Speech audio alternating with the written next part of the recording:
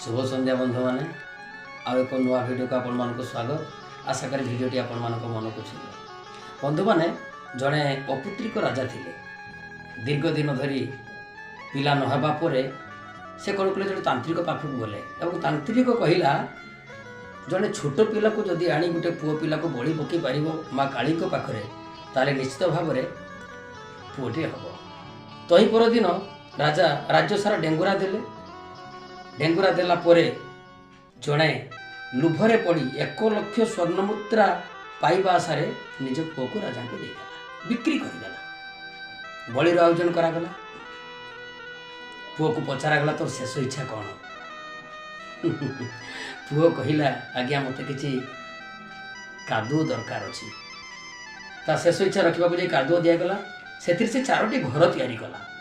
4टी घर तैयारी कला एवं 3 गोटी घर को गोईठा मारी भांगीदेला। 4र्थ घर को हाथ जोड़ी प्रणाम कला। राजा पचारे अरे यहीटा गोटे कौन? तू कौन तांत्रिक ना कौन? तोर एमती कर माने कौन ही पारे? पिलाटी कहला आज्ञा प्रथम घरटी होची मो बापा माँ जो माने मते जन्म देइछंती, मते एतिकी बड़ करिछंती, लालन पालन करिछंती, किंतु स्वार्थरे पड़ी से माने आज 1 लाख स्वर्ण मुद्रा प्रति बदल रे मते आपन को बिक्री करि देले। तेणु से घरटी को भांगी देले। द्वितीय घरटी होची मोर आत्मीय स्वजन एई मानकर जे सेमाने चाहिथिले सेमाने रुकी पारि थांते, अटकाई पारि थांते, सेमाने मध्य कलेनी, सेमान को घर को मध्य मु भांगी देली। एवं तृतीय घरटी होची आपन घर जे कि स्वार्थपर होई स्वार्थरे अंध होई आपण मते आज बड़ी देबाकू चाहूचंती।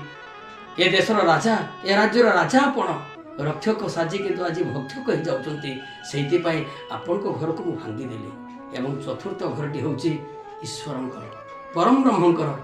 तांको मोर कोटि कोटि प्रणाम। जहाँ करिवे से ही करिवे, करी कराउ थाए से ही, ता बिनु अन्य गति नाही। एई कथा सुनी सारिला परे राजा कांदिले।